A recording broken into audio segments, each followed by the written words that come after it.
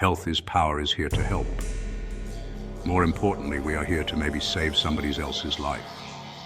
We are not here just to get followers, we are here to make a difference. So seat tight, because I will show things you won't believe. Is your healthy breakfast cereal actually as dangerous as cigarettes? Today we're talking about a powerful new way scientists think about diet.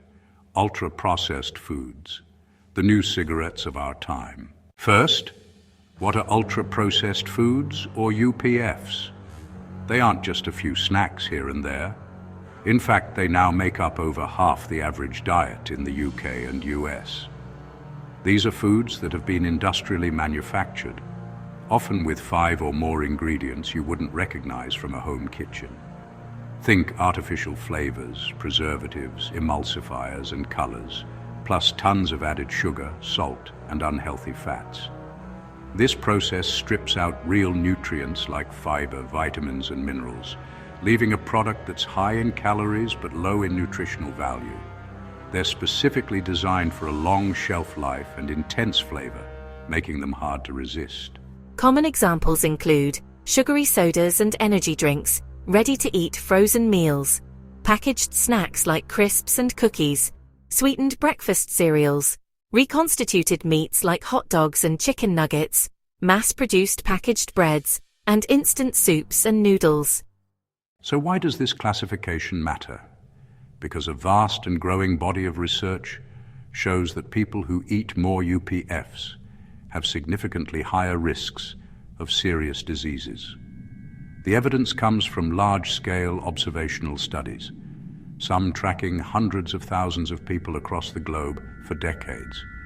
These studies consistently find strong correlations between high UPF consumption and poor health outcomes. It's a similar weight of evidence that first linked smoking with lung cancer. Now, it's crucial to understand that these studies show a powerful association, not direct causation. They don't prove that a specific ingredient in a UPF, a specific disease. But the sheer consistency of these findings across millions of people worldwide has raised major public health alarms. Here's a summary of what the evidence shows. Cardiovascular and mortality risks. This is one of the strongest links found. People consuming the highest amounts of UPFs face a substantially higher risk, in some studies up to 50% higher, of developing and dying from cardiovascular conditions like heart attacks and strokes. Their overall risk of premature death from any cause is also significantly increased compared to those who eat very few UPFs. Diabetes and metabolic disorders. Higher intake is consistently linked to a greater risk of developing type 2 diabetes, with some studies suggesting a 12% increase for every 10% rise in UPF consumption. It's also tied to a higher prevalence of metabolic syndrome, a cluster of conditions including high blood pressure, excess body fat around the waist, and abnormal cholesterol levels. Cancer and gut health. While the link is less pronounced than with heart disease, observational studies have connected high UPF intake to a small but real increase in the risk of certain cancers. This includes a concerning rise in colorectal cancer, particularly among younger adults, a trend that researchers are now actively investigating as a priority. Mental health and anxiety. The gut-brain axis is a key area of research, and emerging evidence suggests a correlation between what we eat and how we feel. Higher UPF intake has been linked with increased reports of anxiety, a higher risk of depression, and more prevalent sleep problems, highlighting that the impact of these foods may go far beyond our physical health. These foods don't just add calories. They affect your body in several serious ways. Inflammation and metabolism.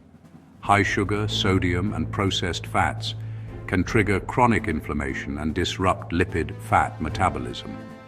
Gut microbiome disruption. Low fiber and artificial additives such as emulsifiers can disturb the gut microbiome, the community of bacteria that keeps your digestion and immunity strong. Hormonal and appetite effects.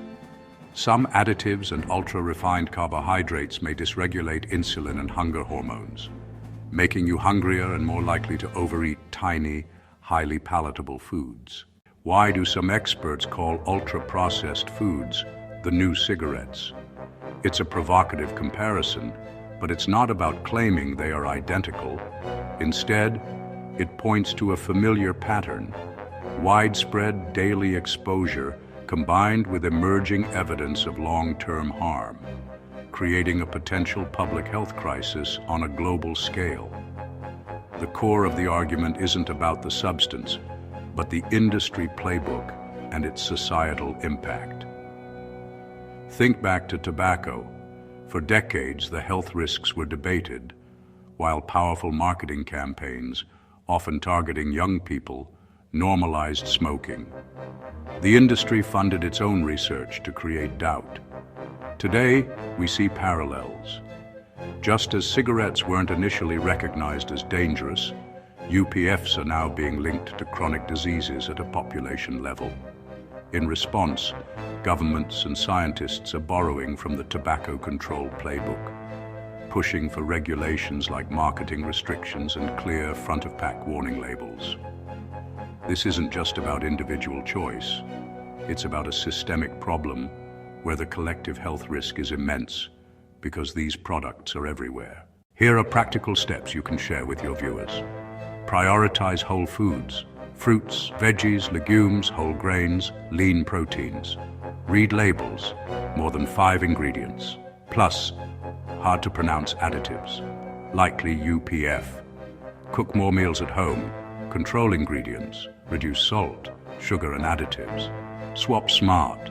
Instead of sugary cereals, try oatmeal with fruit. Instead of packaged snacks, grab nuts plus fruit. Even small changes add up. The less UPF you eat, the lower your long-term risk of chronic disease.